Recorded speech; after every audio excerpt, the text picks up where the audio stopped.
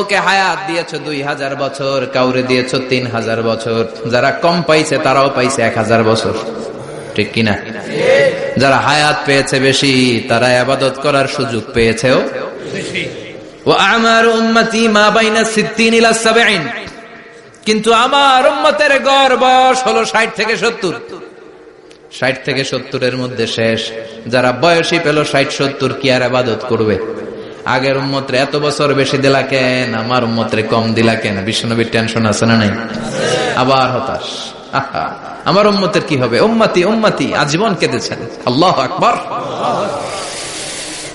বিশ্বনবী বললেন আমার উম্মতি মা বাইনা 60 ইলা 70, আমার উম্মতের গড় বয়স 60 থেকে 70 এর মধ্যে সব শেষ। আপনাদের এই এলাকার কি অবস্থা? হ্যাঁ চাচা, আপনার বয়স কত? এরমই কত হইব? 70। আল্লাহ আরো 70 বছর দিও। 100 বছর আছেন কে কে দেখি? 100। তুমি 100? বেটা তোর 20 বছরই তো হয় নাই। 100 ও ভুলে দাঁড়াইছে। আচ্ছা, আর আর আচ্ছা 90 আছে নাকি এদিকে? 90 নাই না? 80 আছে? 80 নেই? এই যে আছে বোধহয়। কত হবে আপনার? কাছাকাছি হবে। আলহামদুলিল্লাহ, আল্লাহ আরো হায়াত দারাজ কর। তো দেখছেন মুরব্বীদেরকে আমরা হারাতে বসেছি, পাই না। 80-70 পাওয়া যায়। মা বাইনা 60 ইলা 70, 60 থেকে 70 এর মধ্যে বেশিরভাগই শেষ। জোরে কোন ঠিক কিনা? বিশ্বনবী আবার কাঁদলেন, আল্লাহ আগের উম্মতেরা হায়াত পেত বেশি, আমার উম্মতের হায়াত কম, তারা ইবাদত করত বেশি, আমার উম্মতের কি হবে? আল্লাহ বললেন চিন্তা নাই, ইন্না আনজালনাহু ফি লাইলাতিল কদর ওয়া মা আদরাকা মা লাইলাতুল কদরি লাইলাতুল কদরি খায়রুম মিন আলফি শাহর। সুবহানাল্লাহ পড়ে। ও নবী, ওদেরকে হায়াত বেশি দিছি, কদর দেই নাই। আপনার উম্মতদেরকে হায়াত কম দিছি, কিন্তু লাইলাতুল কদর দিয়েছি। লাইলাতুল কদর খায়রুম মিন আলফি শাহর, 1000 মাসের চেয়ে সেরা। আপনার উম্মতেরা বয়স কম পেয়েছে ঠিক, কিন্তু কদরের রাতে এক রাত ইবাদত করলে 1000 রাতের ইবাদতের যে সওয়াব তার চেয়ে বেশি সওয়াব হয়ে যাবে। ফাতারদা, আবার নবী খুশি হয়ে গেলেন। সুবহানাল্লাহ কইবেন না?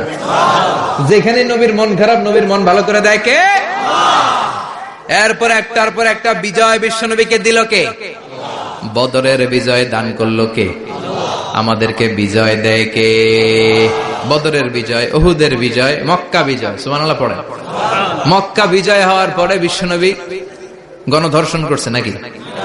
গণহত্যা, জেনোসাইড, হ্যাঁ, বাড়ি ঘর মক্কার সবার জ্বালাই দিয়েছিল আগুন দিয়ে। কি করছিলেন? ক্ষমা।